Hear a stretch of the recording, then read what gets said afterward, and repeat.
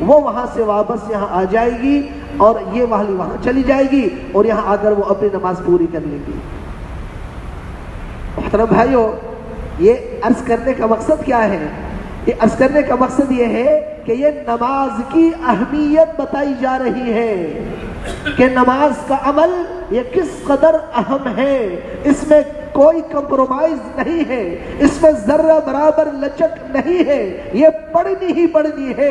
صحت مند ہے تب بھی پڑھے گا، بیمار ہے تب بھی پڑھے گا، کھڑے ہو کے نہیں پڑھ سکتا بیٹھ کے پڑھنا پڑے تو پڑھے گا، بیٹھ کے بھی نہیں پڑھ سکتا لیٹ کے پڑھ سکتا ہے، شریعت نے کہا لیٹ کے ہی پڑھے، مقام پہ ہے تب بھی پڑھے گا، سفر میں ہے تب بھی پڑھے گا، امن کی حالت میں ہے تب بھی پڑھے گا، جہاد کا میدان اور معرکہ لگا ہوا ہو تب بھی اس کو نماز پڑھنی ہوگی۔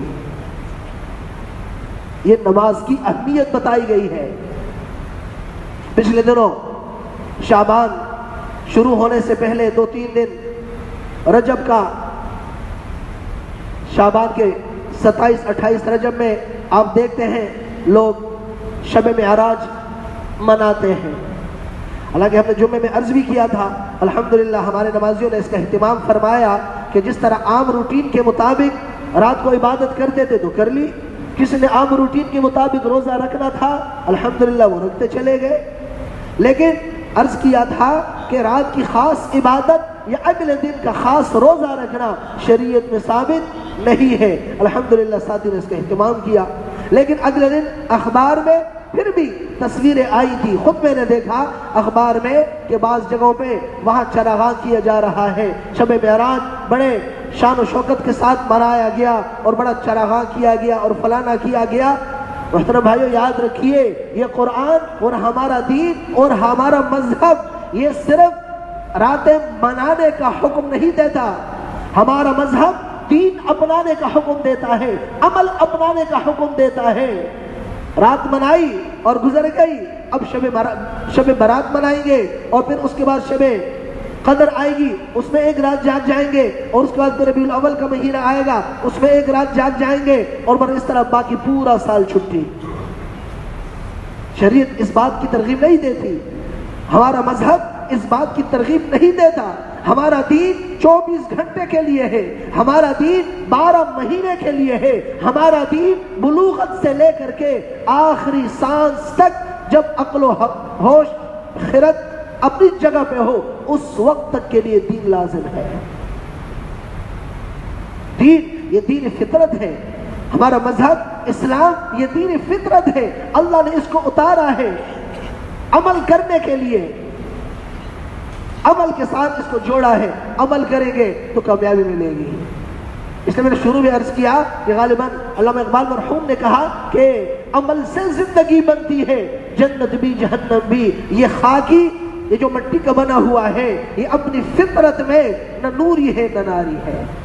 عمل کرے گا تو آگے بڑھ جائے گا اور نور والا بن جائے گا اور کامیابی پالے گا، اور عمل نہیں کرے گا تو نار والا بن جائے گا، جہنم کا حقدار بن جائے گا۔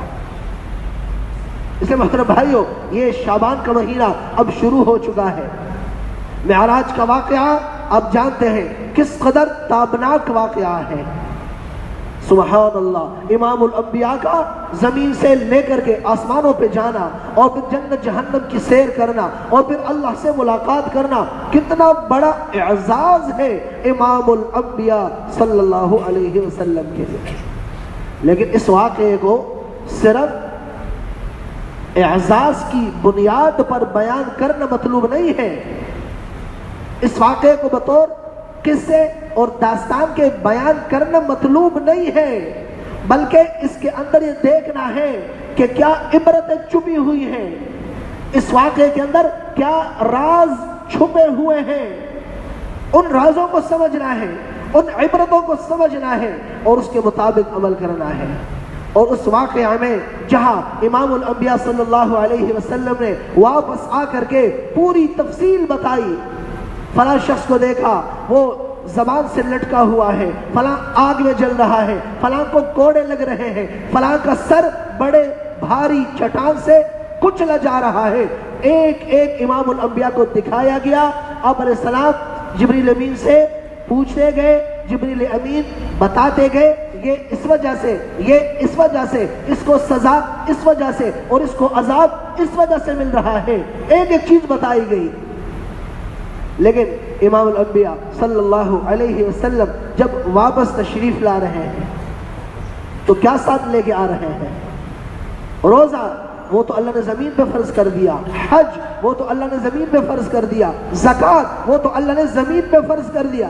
کیا چیز لے کے آ رہے ہیں؟ نماز کا تحفہ لے کے آ رہے ہیں، نماز کا تحفہ لے کے آ رہے ہیں، نماز کی عبادت لے کے آ رہے ہیں، وہ عبادت جو اللہ نے زمین پہ نہیں اتاری، اپنی طرف سے تحفہ دیا، اپنی طرف سے گفٹ دیا۔ آپ جانتے ہیں بڑا آدمی جب کسی کو تحفہ دیتا ہے وہ کیسا تحفہ دیتا ہے؟ اپنی شایان شان دیتا ہے۔ چھوٹا آدمی چھوٹا تحفہ دے گا، بڑا آدمی بڑا تحفہ دے گا، اس سے بڑا وہ اور بڑا تحفہ دے گا۔ اور پھر جب بات کس کی آئے گی؟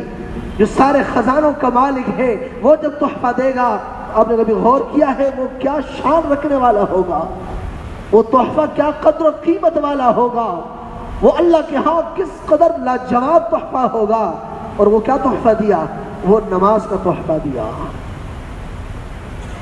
وہ نماز جس کو آج ہم نے بھلا دیا ہے، وہ تحفہ جس کو آج ہم نے نظر انداز کر دیا ہے، وہ تحفہ جس کو آج ہم نے پس پشت ڈال دیا ہے، وہ تحفہ جس کے بارے میں بتایا گیا کہ اگر ان 5 نمازوں کو پابندی کے ساتھ تم اپنا لوگے تو 5 قسم کے انعامات سے تم نوازے جاؤ گے۔ پہلا انعام یہ ہوگا، اگر تم ان 5 نمازوں کو وقت مقررہ پر ادا کرو گے، سب سے پہلا انعام کیا ہوگا؟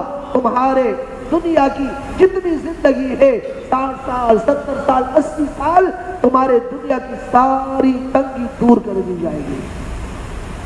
یہ آپ علیہ السلام کی مبارک حدیث ہے۔ دوسرا انعام، قبر کا عذاب دور کر دیا جائے گا۔ تیسرا انعام، روز محشر اعمال نامہ دائیں ہاتھ سے دیا جائے گا۔ چوتھا انعام، پل صراط پر بجلی کی چمک کی تیزی کی طرح گزار دیا جائے گا۔ اور 5واں انعام، بغیر حساب کے جنت میں داخل کر دیا جائے گا۔ آج آپ دیکھیں محترم بھائیوں، سچے دل سے بتائیں، ہر ایک دنیاوی زندگی کی معاش کی وجہ سے پریشان ہے کہ نہیں ہے؟ اخبار میں بھی یہی ہے، خبروں میں بھی یہی ہے، مسجد میں بھی یہی ہے، ہوٹل میں بھی یہی ہے، بازاروں میں بھی یہی ہے۔ چھوٹا آدمی اس کے زبان پر بھی یہی ہے، بڑا آدمی اس کے زبان پر بھی یہی ہے، امیر کے زبان پر بھی غریب تنگی، معاشی تنگی ہے، مہنگائی ہے، فلانا ہے۔ ارے بھائی، اللہ نے تو تمہیں نماز دی تھی نا، تم اس عبادت کی قدر کر لیتے، تم اس تحفے کی قدر کر لیتے۔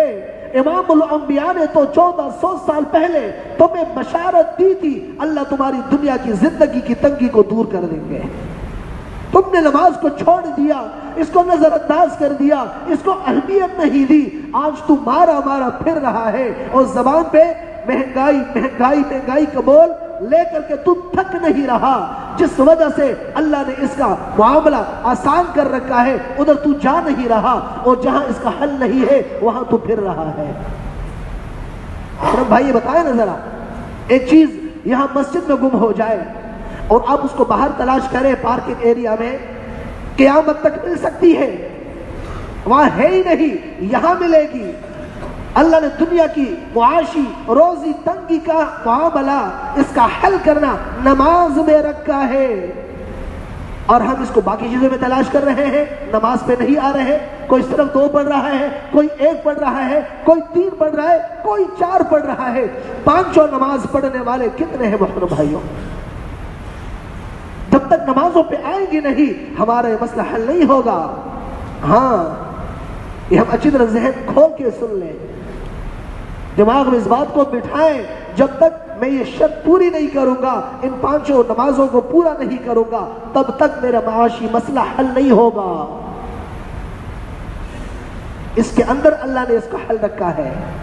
یہ جو اب جو ہے نا وہ رسی تنگ ہوتے ہوتے گلے تک پہنچ رہی ہے نا رسی، یہ ایسے نہیں کہ خود بخود آ گئی ہے، زمانے دراز ہو گیا مسلمانوں نمازوں کو چھوڑا ہوا ہے۔ تو اب بتائیے محترم بھائیوں، اس کو اپنانا چاہیے نہیں اپنانا چاہیے؟ تو صرف 3-4 اپنانے چاہیے، 5 اپنانے چاہیے؟ تو صرف مردوں کو اپنانا چاہیے، خواتین کو بھی اپنانا چاہیے؟ بتائیے کون کون 5 نماز آج کے بعد پابندی سے ادا کرے گا؟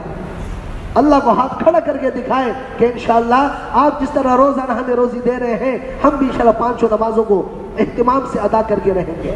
اور پھر اس پر اکتفا نہیں، اب آپ گھروں کو لوٹیں گے یا شام کو جائیں گے، اپنے مستورات، والدہ محترمہ ہے، بیگم صاحب ہے، آپ کی صاحبزادی ہے، گھر کی خواتین، ان کو بھی منت سماجت کر کے اس عمل پر لائیں۔ یہ معراج کا واقعہ اس کا یہ خاص عنصر ہے، نماز لے کے آئے ہیں، اب اس نماز کی ہم قدر کریں، پھر دیکھو اللہ ہماری دنیا بھی بنائیں گے اور انشاءاللہ آخرت بھی بنائیں گے۔ تو اہتمام کریں گے نا انشاءاللہ۔ اللہ پاک ہم سب کو اس کی قدر کرنے کی توفیق نصیب فرمائے۔ وآخر دعوانا الحمدللہ رب العالمین۔